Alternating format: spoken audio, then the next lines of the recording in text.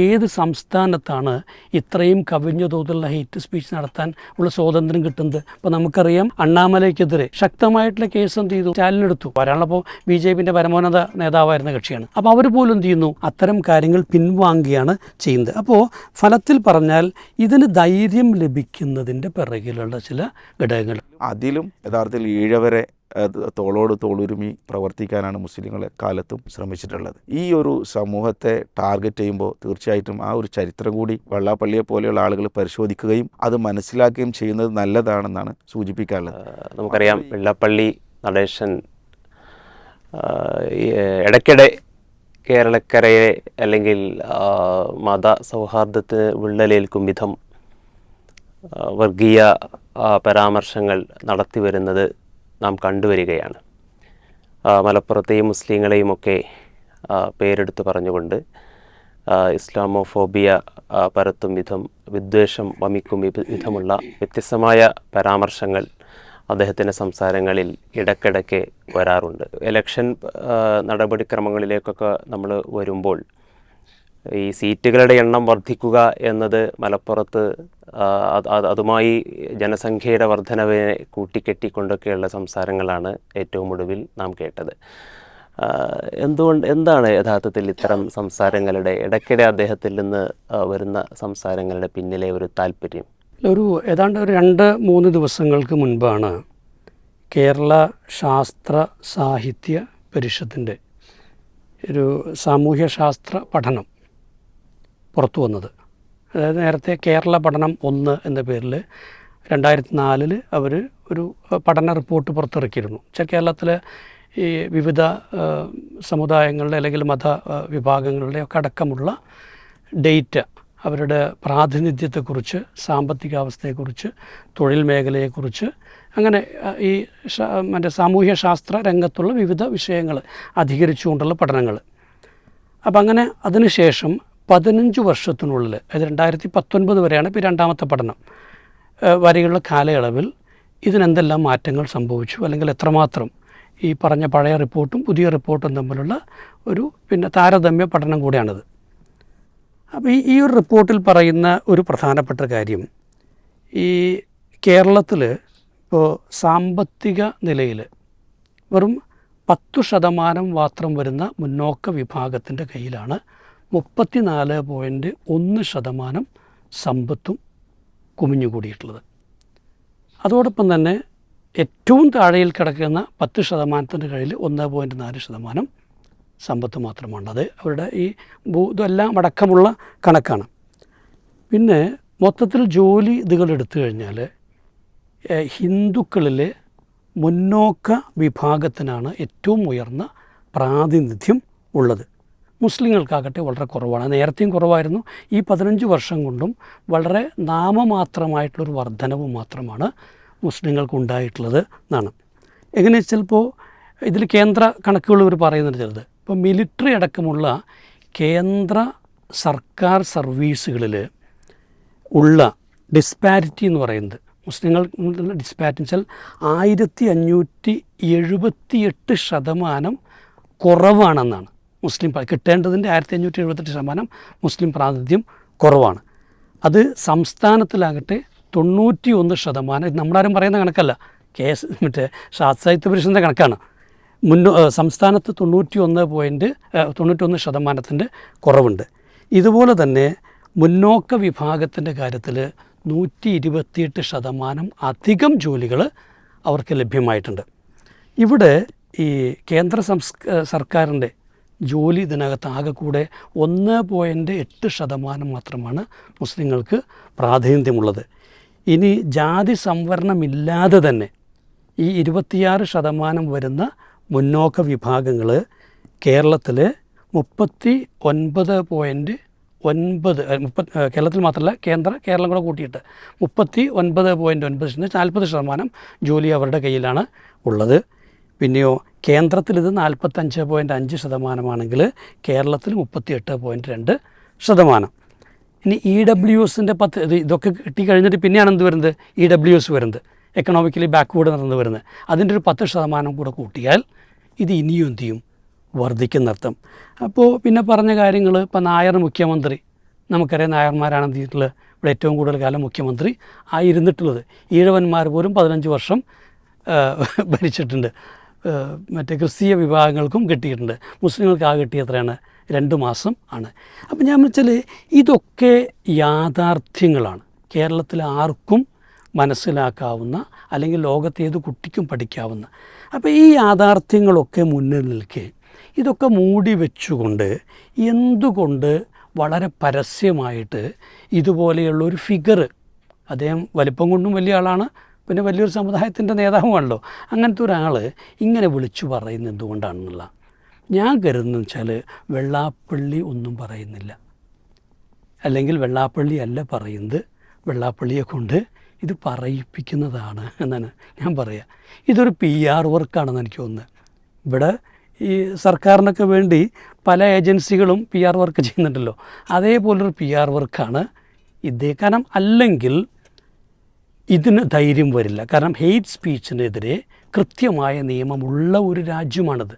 മാത്രമല്ല BJP അല്ലാത്ത ഈ സർക്കാരുകൾ ഭരിക്കുന്ന ഏത് സംസ്ഥാനത്താണ് ഇത്രയും കവിഞ്ഞ തോതിലുള്ള ഹെയ്റ്റ് സ്പീച്ച് നടത്താൻ ഉള്ള സ്വാതന്ത്ര്യം കിട്ടുന്നത്? ഇപ്പോൾ നമുക്കറിയാം അണ്ണാമലയ്ക്കെതിരെ ശക്തമായിട്ടുള്ള കേസ് എന്ത് ചെയ്തു? സ്റ്റാലിൻ എടുത്തു. അതുകൊണ്ട് തന്നെ അവിടെ എന്ത് ചെയ്യുന്നില്ല, അവിടെ അദ്ദേഹം വരാനുള്ളപ്പോൾ BJPൻ്റെ പരമോന്നത നേതാവായിരുന്ന കക്ഷിയാണ്. അപ്പോൾ അവർ പോലും എന്ത് ചെയ്യുന്നു? അത്തരം കാര്യങ്ങൾ പിൻവാങ്ങുകയാണ് ചെയ്യുന്നത്. അപ്പോൾ ഫലത്തിൽ പറഞ്ഞാൽ ഇതിന് ധൈര്യം ലഭിക്കുന്നതിൻ്റെ പിറകിലുള്ള ചില ഘടകങ്ങൾ. അപ്പോൾ നമുക്കറിയാം മലപ്പുറത്തിനെതിരെ അദ്ദേഹത്തിൻ്റെ പരാമർശങ്ങൾ വന്ന് നിലമ്പൂർ ഇലക്ഷന് തൊട്ട് മുമ്പാണ്. എവിടെ പോയിട്ടാണ് പറയണത്? നിലമ്പൂരിൻ്റെ തൊട്ടടുത്ത പ്രദേശമായിട്ടുള്ള വഴിക്കടവിലാകുന്നു, വഴിക്കടവിലെ ഇടക്കരയോ ഒരു പിന്നെ അദ്ദേഹം ഇങ്ങോട്ടൊന്നും വരാറോ ഇവിടെ സാമുദായിക മീറ്റിങ്ങുകൾ വിളിക്കാറൊന്നുമില്ല. മലബാറിലേക്ക് അദ്ദേഹം വളരെ സ്പെഷ്യലായിട്ട് ഒരു റിക്രൂട്ട്മെൻറ്റ് പോലെ ഇവിടെ വരുന്നു, ഇവിടെ വിളിച്ചു ചേർക്കുന്നു. എന്നിട്ട് ആ മീറ്റിംഗ് അത്ര വലിയതൊന്നുമല്ല, ചെറിയൊരു യോഗമാണ്. പക്ഷേ അതിന് കിട്ടിയ വാർത്താ പ്രാധാന്യം, കവറേജ് നോക്കുക നമുക്കറിയാം, വളരെ ബോധപൂർവം ഈ ന്യൂസിനെ പൊലിപ്പിച്ച് എടുക്കുകയും അങ്ങനെ മീഡിയകളിലൂടെ ഇതിനെ വളരെ ശക്തമായിട്ട് സ്പ്രെഡ് ചെയ്യാൻ ശ്രമിക്കുകയും ചെയ്തിട്ടുണ്ട്. അപ്പോൾ അതൊരു താല്പര്യത്തിൻ്റെ ഭാഗമായിട്ടാണെന്നുള്ളത് വ്യക്തമാണ്. ഇനി അത് കഴിഞ്ഞ ഉടനെ സംഭവിക്കുന്നതാണ്, അദ്ദേഹത്തിൻ്റെ 25ാം ഈ സ്ഥാനാരോഹണത്തിൻ്റെ മാമാങ്കം നടക്കുകയാണ്. അതിൽ മുഖ്യമന്ത്രി അടക്കമുള്ളവർ പങ്കെടുക്കുന്നു. ശ്രീനാരായണ ഗുരുവിന് പോലും സാധിക്കാത്ത കാര്യം വെച്ചാൽ ശ്രീനാരായണ ഗുരുവിനേക്കാൾ കൂടുതൽ കാലം ഈ പ്രസ്ഥാനത്ത് നയിക്കാനുള്ള സൗഭാഗ്യം അദ്ദേഹത്തിന് ലഭിച്ചു എന്നാണ് പറയുന്നത്. അപ്പോൾ ചുരുക്കി പറഞ്ഞാൽ അദ്ദേഹത്തിൻ്റെ ഈ പ്രവൃത്തിയെ വിമർശിക്കുകയല്ല, മറിച്ച് അതിനെ ഒരർത്ഥത്തിൽ അത് ന്യായീകരിക്കുകയോ അല്ലെങ്കിൽ തലോടി അദ്ദേഹത്തിനെ സന്തോഷിപ്പിക്കുകയാണ് ചെയ്തിട്ടുള്ളത്. അപ്പോൾ ഇവിടെ നിന്നാണ് ഇതിൻ്റെ ഒരു ധൈര്യം വരുന്നതെന്നുള്ള വ്യക്തമാണ്. ഇപ്പോൾ നടന്നത് എന്താണ്? ഇപ്പോൾ വാസവൻ അദ്ദേഹം പറഞ്ഞെന്താണ്? സത്യം തുറന്നു പറയാൻ ധൈര്യം കാണിക്കുന്ന വ്യക്തിയാണ് എന്നാണ്. അപ്പോൾ പറഞ്ഞത് സത്യമാണോ സത്യമാണെന്ന് എൻഡോസ് ചെയ്യുന്നു. നമ്മൾ ആദ്യം പറഞ്ഞ കണക്കുകളൊക്കെ എന്ത് ചെയ്യണം? അവിടെ വെക്കണം. അതൊക്കെ മുൻനിർത്തിക്കൊണ്ട് നമ്മൾ ചോദിക്കുകയാണ് ഏതു സത്യമാണ് അദ്ദേഹം പറഞ്ഞത്. ബാക്കി ഇപ്പോൾ നേരത്തെ പറഞ്ഞ VS പറഞ്ഞ സത്യമാണെങ്കിൽ അത് ശരിയാണ്. അപ്പോൾ ഈ രീതിയിൽ വളരെ ഭീരുവായൊരു വ്യക്തിയാണ് ഇദ്ദേഹം. അദ്ദേഹത്തിൻ്റെ കൂടുതൽ ഭീരുത്വമുണ്ടാകാൻ കാരണങ്ങളുണ്ട്. ആ കാരണങ്ങൾ എന്താണ്? അദ്ദേഹത്തെ സംബന്ധിച്ചോളം അദ്ദേഹത്തിൻ്റെ വാല് അമ്മിക്കല്ലിൻ്റെ അടിയിലാണ് ഇപ്പോഴും ഉള്ളത്. അദ്ദേഹത്തിൻ്റെ നിയമനങ്ങളെക്കുറിച്ച് സ്വസമുദായത്തിൽ നിന്ന് തന്നെ ഒരുപാട് വിമർശനങ്ങളുണ്ട്. അദ്ദേഹത്തിൻ്റെ പ്രധാന പണി എന്താണ്? കള്ള് കച്ചവടവും പലിശ ഇടപാടുമാണ്.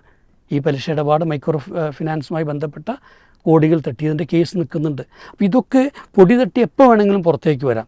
ഇതൊക്കെ വരാതിരിക്കാൻ ആരെയൊക്കെയോ പ്ലീസ് ചെയ്യേണ്ട ഒരവസ്ഥ, സന്തോഷിപ്പിക്കേണ്ട അവസ്ഥ അദ്ദേഹത്തിന് എന്തായാലും ഉണ്ട്. അപ്പോൾ പിന്നെ ആലോചിച്ച് നോക്കൂ, അദ്ദേഹം പറയുന്നൊരു പ്രധാന ആരോപണം സ്ഥാപനങ്ങൾ കിട്ടിയിട്ടില്ല എന്നാണ്. അപ്പോൾ ഇതിൻ്റെ കണക്കുകളൊക്കെ പുറത്ത് വന്നിട്ടുണ്ട് അല്ലേ? അതൊക്കെ ഇപ്പോഴും വേണമെങ്കിൽ നമുക്ക് വായിക്കാം, സമയം വെറുതെ കളയേണ്ട ആവശ്യമില്ല. ഞാൻ ചോദിക്കുന്ന അതിനേക്കാൾ കൂടുതൽ ഈ കിട്ടിയ സ്ഥാപനങ്ങളിൽ വേൾഡ് ക്ലാസ്സായിട്ട് വേണ്ട സ്റ്റേറ്റ് ക്ലാസ്സായിട്ട് ഉള്ളൊരു സ്ഥാപനം ഇതുള്ളത്. ഒരു കാഴ്ചപ്പാടുള്ള ഒരു വ്യക്തിയാണെങ്കിൽ, അല്ലെങ്കിൽ അങ്ങനെ ഒരു സാമുദായിക നേതാവാണെങ്കിൽ അദ്ദേഹം പണിയെടുക്കേണ്ട ഒരു മേഖല എന്തും കൂടിയാണ്? തങ്ങൾക്ക് ലഭിച്ച സ്ഥാപനങ്ങളെ ഉയർന്ന നിലവാരത്തിലേക്ക് ഉയർത്താൻ വേണ്ട കാര്യം നടക്കണ്ടേ? അല്ലാതെ അവിടെ കിട്ടാവുന്ന പൈസ അല്ലെങ്കിൽ നിയമനത്തിലോ കിട്ടാവുന്ന പണം മാത്രം പിടുങ്ങല്ലോ. അദ്ദേഹത്തിന് ധൈര്യമുണ്ടെങ്കിൽ അദ്ദേഹം എന്ത് ചെയ്യണം? അതുകൂടെ ചെയ്ത് കാണിക്കണം. ഇപ്പോൾ അറ്റ്ലീസ്റ്റ് ഇവിടെ MES പോലും നടത്തുന്ന പരിശ്രമങ്ങൾ അത്ര പോലും എന്ത് ചെയ്യുന്നില്ല, അല്ലെങ്കിൽ ഇൻഡിവിജ്വൽസ് നടത്തുന്ന പരിശ്രമങ്ങൾ ഇതിൻ്റെ ഒന്നും താഴെലയത്ത് എത്തുന്നില്ലല്ലോ. അപ്പോൾ അദ്ദേഹത്തിന് ഇത് ക്ലെയിം ചെയ്യുന്നതിനുള്ള എന്തവകാശമാണെന്ന് ആ സമുദായം തന്നെ ചിന്തിക്കേണ്ടതുണ്ട്. പിന്നെ അദ്ദേഹമാണ് ഇതിൻ്റെ മുഴുവൻ ഈ ഈഴവ സമുദായത്തിൻ്റെ മുഴുവനും പാറ്റൻ്റ് അദ്ദേഹത്തിൻ്റെ കയ്യിലാണെന്ന രീതിയിൽ അദ്ദേഹം വാദിക്കുകയാണ്. അത് യഥാർത്ഥത്തിൽ ഈ പറയുന്ന ചില ശക്തികളുടെ പിന്തുണ ഉള്ളതുകൊണ്ട് മാത്രമാണ് ഇതിനെതിരെയുള്ള ശബ്ദങ്ങൾക്ക് ഉയർന്നു വരാൻ പറ്റാത്തത്. ഇതിൻ്റെ ഒപ്പം നമ്മൾ കാണേണ്ട ഒരു കാര്യം എന്താ വെച്ചാൽ, ഈ ശബ്ദങ്ങളെ അല്ലെങ്കിൽ ഇദ്ദേഹത്തിൻ്റെ ഇത്തരം സംസാരങ്ങളെ ചെറുതായിട്ടെങ്കിലും ഇവിടുത്തെ UDF പ്രോത്സാഹിപ്പിക്കുന്നുണ്ട്. അതിൻ്റെ ഒരു കാരണമായിട്ട് എനിക്ക് തോന്നുന്നത് ഇദ്ദേഹം പറയുന്ന പോപ്പുലേഷൻ ഇൻക്രീസ്, അല്ലെങ്കിൽ മലപ്പുറത്തൊക്കെ സീറ്റുകൾ കൂടി വരിക എന്ന് പറയുമ്പോൾ സ്വാഭാവികമായും അതിൻ്റെ വേറൊരർത്ഥം എന്താണ്? മുസ്ലിം ലീഗിന് കൂടുതൽ സീറ്റുകൾ ക്ലെയിം ചെയ്യാനുള്ള അവകാശമുണ്ടെന്നുള്ളത് തന്നെയാണ്. അപ്പോൾ ഇത് ക്ലെയിം ചെയ്തേക്കും എന്നുള്ള ഒരു ഭയപ്പാട്, അല്ലെങ്കിൽ ആ റൈറ്റ് അവർ ചോദിക്കുമെന്നുള്ള ഒരാശങ്ക UDF തന്നെയും ഉള്ളതുകൊണ്ട് അതിനെ മുളയിലേ എന്ത് ചെയ്യുക, നുള്ളാൻ, അല്ലെങ്കിൽ മുൻകൂറായി തന്നെ ഒരു തടയിടാൻ. മാത്രമല്ല ഇവരെന്തു പറയുക, ഇപ്പം നമ്മൾ സീറ്റ് കൂട്ടി തന്നാൽ നമ്മളെ വെള്ളാപ്പള്ളി ദേഷ്യപ്പെടും, അല്ലെങ്കിൽ ഇവിടെ വർഗീയമായ പരാമർശങ്ങളുണ്ടാകും, അത് തൽക്കാലങ്ങൾ എന്ത് ചെയ്യരുത്, ചോദിക്കരുത് എന്ന് അവരെ മൗനികളാക്കാൻ, അല്ലെങ്കിൽ അവരുടെ ആ ന്യായമായ അവകാശത്തെ ഇല്ലാതെയാക്കാൻ വേണ്ടി. കാരണം ഹൈബി ഈഡൻ്റെയും ബാബുവിൻ്റെയൊക്കെ എന്താണ് പ്രസ്താവനകളിൽ നമ്മൾ മനസ്സിലാകുന്നത് അതുതന്നെയാണ്. കാരണം തെക്കൻ കേരളത്തിലടക്കം സീറ്റുകൾ അവകാശപ്പെടാൻ മാത്രമുള്ള ന്യായമായ ഒരു മുസ്ലിം പോപ്പുലേഷൻ്റെ ഇൻക്രീസ് നിലനിൽക്കുന്നുണ്ട്. അപ്പോൾ ആ യാഥാർത്ഥ്യത്തെ അറിയുന്നതുകൊണ്ട് തന്നെ അതിനെ ഭയപ്പെടുന്നു എന്നുള്ള ഒന്നാണ്. പിന്നെ ഈ വളരെ നികൃഷ്ടമായി കാണേണ്ട ഒരു കാര്യം, ഇദ്ദേഹം നടത്തിയ പ്രസ്താവന ശരിക്കും സ്ത്രീവിരുദ്ധമാണ് അല്ലേ? എന്തുകൊണ്ട് ഇവിടെയുള്ള വലിയ പുരോഗമനം നടിക്കുന്ന ശക്തികൾ ഇപ്പോൾ ഇപ്പം കാന്തപുരത്തിനൊക്കെതിരെ ഉണ്ടായത് നമുക്കറിയാം. വിദ്യാഭ്യാസത്തിൻ്റെ വിഷയത്തിൽ അദ്ദേഹം പറഞ്ഞ ചെറിയൊരു പരാമർശം, ആ പരാമർശമൊക്കെ ഇവിടുത്തെ എല്ലാ സംഘടനകളും ഏറ്റെടുത്തു. ഇദ്ദേഹം എന്താ പറയുന്നത്, നിങ്ങളൊക്കെ പെറ്റുകൂട്ടേണ്ട ആളുകളാണ്, അതുകൊണ്ട് പരമാവധി എന്ത് ചെയ്യും, പെറ്റുകൂട്ടിയും എന്ന് പറയുമ്പോൾ സ്ത്രീകളെക്കുറിച്ച് അദ്ദേഹത്തിൻ്റെ ഉള്ളിലുള്ള വികൃതമായ ഈ കാഴ്ചപ്പാടിനെ എന്തുകൊണ്ട് ഇവിടുത്തെ മഹിളാ സംഘടനകൾ, പുരോഗമന പ്രസ്ഥാനങ്ങൾ, അത്തരം ആക്ടിവിസ്റ്റുകൾ, ഫെമിനിസ്റ്റുകൾ, അതിൻ്റെ മുകളിൽ കിടക്കുന്ന കുറേ ആളുകളുണ്ടല്ലോ, ഇവരാരും എന്തുകൊണ്ട് ഒരക്ഷരം ഉരിയാടുന്നില്ല എന്ന് മനസ്സിലാക്കണം. അപ്പോൾ നിലവിലുള്ള ഈ വർഗീയ പോളറൈസേഷനെ എല്ലാ അർത്ഥത്തിലും ആളും അർത്ഥവും കൊടുത്ത് സഹായിക്കുന്നതിനകത്ത് ഈ പറയുന്ന വിഭാഗങ്ങളെല്ലാം ഉണ്ടെന്ന് നമ്മൾ സംശയിക്കണം. അതുകൊണ്ട് തന്നെ കേരളം പോയിക്കൊണ്ടിരിക്കുന്ന അപകടകരമായിട്ടുള്ള ഈ ഒരവസ്ഥയ്ക്ക് എന്തായാലും ശരി ഒരു തടയിടണം എന്നുള്ളത് സംശയമില്ല. അത് മനസ്സിലാകുന്നവരെങ്കിലും ഇത് കൃത്യമായിട്ട് പറയേണ്ടതുണ്ട്. അല്ലെങ്കിൽ എന്താ വെച്ച് കഴിഞ്ഞാൽ ഇപ്പം ഇതേമല്ല VC സ്ഥാനത്തേക്ക് ഏതൊരു യൂണിവേഴ്സിറ്റി കൊടുത്തു കഴിഞ്ഞാൽ പിന്നെ അതിനകത്ത് എല്ലാ നിയമങ്ങളും ഈഴവന്മാർക്ക് കൊടുക്കണം എന്നുള്ളത് പോലെയാണ്. അതുപോലെ മറ്റേ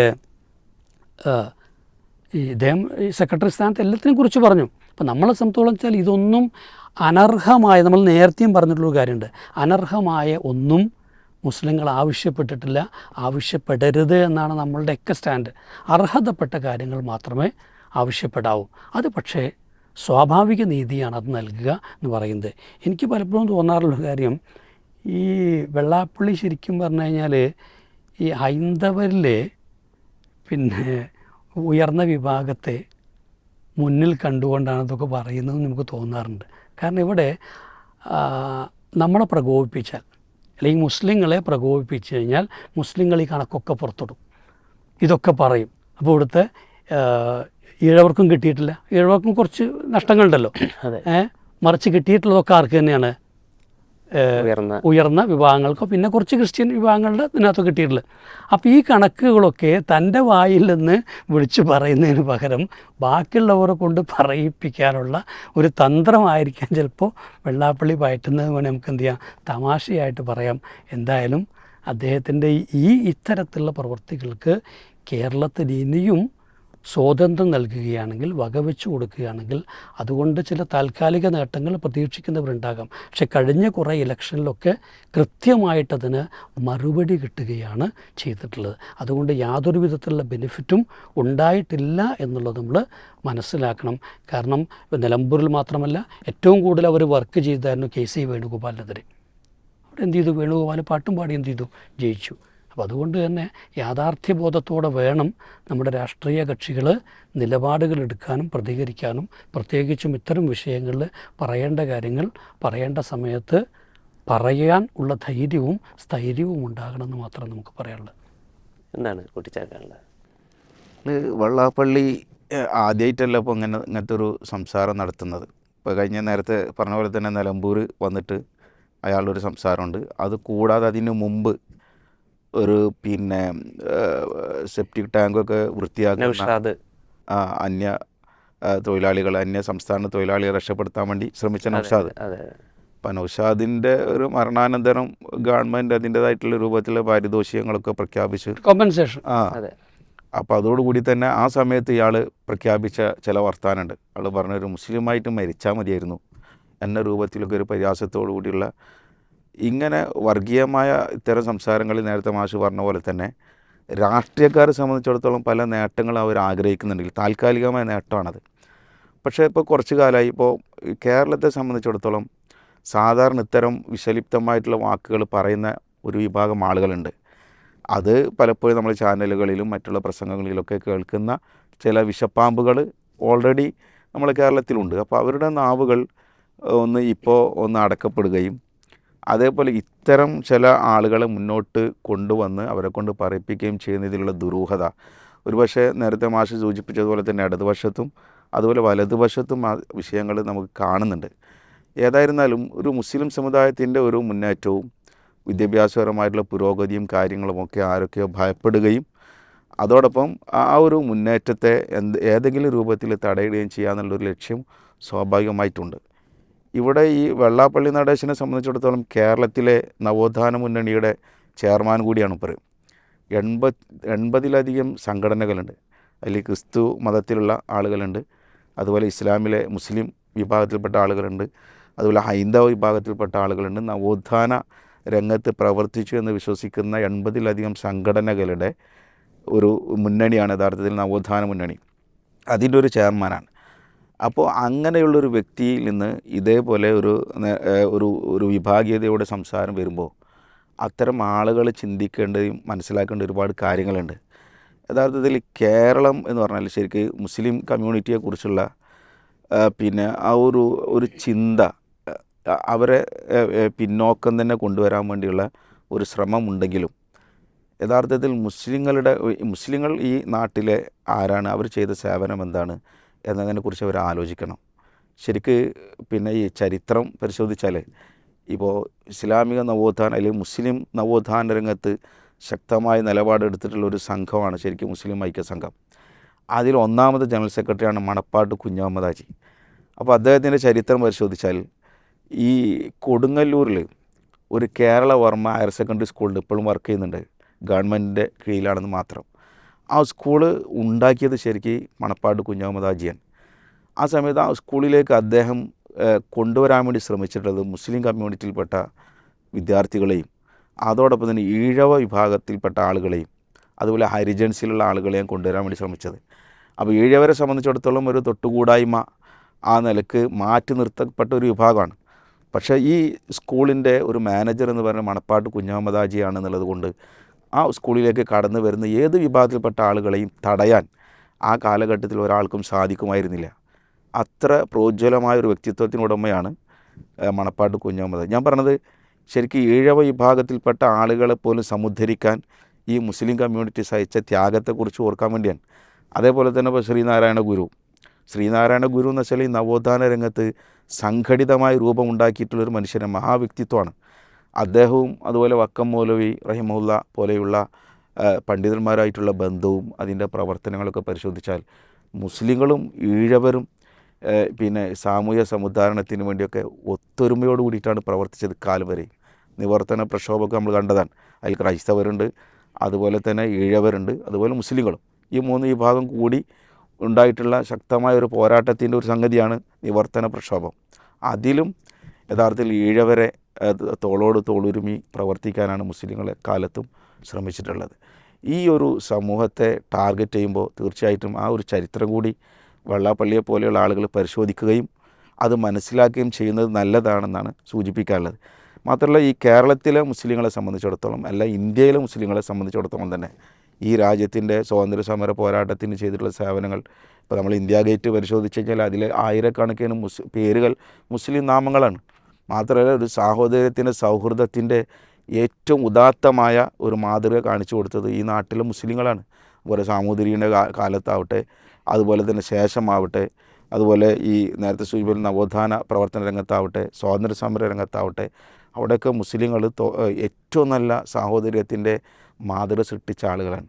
ഇപ്പോൾ നമുക്കറിയാലോ, ഇപ്പോൾ ഹൈദരലി ഖാൻ, ടിപ്പു സുൽത്താൻ്റെ പിതാവ്, കോഴിക്കോട് വന്ന സന്ദർഭം ഉണ്ടായിട്ടുണ്ട്. അദ്ദേഹത്തിൻ്റെ 20,000-ഓളം വരുന്ന പടയാളികളെ അവരെ തടുക്കാൻ സാധ്യമല്ലാതെ കണ്ടപ്പോൾ സാമൂതിരി രാജാവ് കോഴിക്കോട് സാമ്രാജ്യം ഒഴിഞ്ഞു കൊടുക്കുകയാണ്. അദ്ദേഹത്തിന് ആ സമയത്ത് മുസ്ലിങ്ങൾ അദ്ദേഹത്തിൻ്റെ കൊട്ടാരത്തിലേക്ക് കയറി ചെന്നുകൊണ്ട് സാമൂതിരിയോട് പറയുന്നുണ്ട്, ഹൈദരലി ഖാനോട് യുദ്ധം ചെയ്യാൻ ഞങ്ങൾ തയ്യാറാണ് എന്ന്. അതായത് ഹൈദരലി ഖാനെതിരെ മുസ്ലിങ്ങൾ യുദ്ധം ചെയ്യാൻ വേണ്ടി തയ്യാറായി നിൽക്കുന്ന ഒരവസ്ഥ ഉണ്ട്. അതുപോലെ തന്നെ നാവികസേനയിൽ കുഞ്ഞാലി മരക്കാരന്മാരെയൊക്കെ വിശ്വസിച്ചുകൊണ്ടാണ് ഈ രാജ്യത്തെ അവർ ഏൽപ്പിച്ചത്. അത്രയും വിശ്വസ്തരായ ഈ ഒരു സമുദായത്തെ സംബന്ധിച്ചിടത്തോളം ഇവിടെയുള്ള സാമുദായികമായ രാഷ്ട്രീയപരമായ ഉന്നമനത്തിന് വേണ്ടി എല്ലാം മറന്നുകൊണ്ട് പോരാട്ടം നടത്തി എന്നുള്ളത് കൊണ്ട് തന്നെയാണ് മുസ്ലിങ്ങൾ പിന്നോക്കമായത്. ഇത് ഈ രാജ്യത്തിന് വേണ്ടിയാണ്, ഇവിടെയുള്ള സമൂഹത്തിന് വേണ്ടിയാണ്, സമുദായത്തിന് വേണ്ടിയാണ്. ഇങ്ങനെ ഒരു അധ്വാനിച്ചിട്ടുള്ള ഈ സമുദായത്തെ ഇവർ വീണ്ടും ടാർഗറ്റ് ചെയ്യുന്നതിൽ എത്രമാത്രം ക്രൂരതയാണ് എന്ന് നമ്മൾ അറിയുകയും പറയുകയും വേണം. അപ്പോൾ നേരത്തെ മാഷ് ഒരുപാട് കണക്കുകൾ സൂചിപ്പിച്ചു. ശരിക്കും എനിക്ക് വളരെ രസകരമായിട്ട് തോന്നിയൊരു സംഗതി വെച്ചാൽ, സന്ദീപ് വാര്യരുടെ ഒരു ഫേസ്ബുക്ക് പോസ്റ്റ് വായിക്കാനാണ്. അദ്ദേഹം ഈ വിഷയ സംബന്ധം മലപ്പുറത്തെ ഫെർട്ടിലിറ്റി റേറ്റും ആ കാര്യങ്ങളൊക്കെ വളരെ വിശദമായിട്ട് പറയുന്നുണ്ട്. ഇവിടെ ഒരു മലപ്പുറത്ത് ജനസംഖ്യാ വിസ്ഫോടനം നടക്കുന്നു എന്നുള്ളതാണ് സംഘപരിവാരങ്ങൾ പ്രചരിപ്പിച്ചുകൊണ്ടിരിക്കുന്നത്. അത് ഏറ്റെടുത്തുകൊണ്ടാണ് നേരത്തെ ഇപ്പോൾ ഇന്ന് മരണപ്പെട്ടു പോയി VS അച്യുതാനന്ദൻ അടക്കമുള്ള ആളുകളൊക്കെ പറഞ്ഞ സംഗതി, ഈ രാജ്യം പിന്നീട് ഒരു മുസ്ലിം രാജ്യമാകുമെന്ന് പറഞ്ഞല്ലോ. യഥാർത്ഥത്തിൽ ഇതൊക്കെ മുന്നിൽ വെച്ചുകൊണ്ട് തന്നെ സന്ദീപ് വാര്യർ വളരെ വ്യക്തമായിട്ട് പറയുന്നുണ്ട്. 2001 സെൻസസ് പ്രകാരം 91 സെൻസസ് പ്രകാരം 69.7% മുസ്ലിം പോപ്പുലേഷൻ മലപ്പുറം ജില്ലയിൽ. എന്നാൽ 2001 എത്തിയപ്പോൾ അത് 70.2 എന്നാൽ 2011 സെൻസസിൽ വളർച്ച ഉണ്ടാവണ്ടേ, അപ്പോഴും 70.2 തന്നെയാണ്. യാതൊരു വിസ്ഫോടനവും അതിലില്ല. മാത്രമല്ല, ഫെർട്ടിലിറ്റി റേറ്റ് എന്ന് പറയുന്നത് മറ്റു സമുദായത്തോടൊപ്പം ഈക്വലാണ്. അതിൽ ഒരു കൂട്ടത്തൊന്നുമില്ല. ഇതൊക്കെ കൃത്യമാണ്. പിന്നെ മുഖ്യമന്ത്രിമാർ ഭരിച്ച എത്ര കാലയളവ് ഇവിടെ വിശദീകരിച്ചു. അതേപോലെ തന്നെ നമുക്ക് ഇവിടെയുള്ള അധികാരത്തിലും അതുപോലെ മറ്റുള്ള ഉദ്യോഗങ്ങളിലും എല്ലാം മുസ്ലിങ്ങളുടെ പ്രാതിനിധ്യം, ഇതൊക്കെ കാലങ്ങളായി നമ്മൾ പറഞ്ഞുകൊണ്ടിരിക്കുന്ന ഒരു കാര്യമാണ്. ഇതിലെന്തെങ്കിലും ഒരു പുരോഗതി ഉണ്ടാക്കാനുള്ള ഭരണകൂടം തയ്യാറാകുന്നതിന് പകരം വീണ്ടും മുസ്ലിങ്ങൾ അപരവൽക്കരിക്കാൻ വേണ്ടി ഓരോ കാര്യങ്ങൾ കൊണ്ടുവരാൻ വേണ്ടിയുള്ള ശ്രമമാണ്. അതിനു വേണ്ടിയുള്ള ഒരു ടൂളാണ് ശരിക്ക് നേരത്തെ പറഞ്ഞ പോലെ വെള്ളാപ്പള്ളി എന്നാണ് മനസ്സിലാക്കുന്നത്.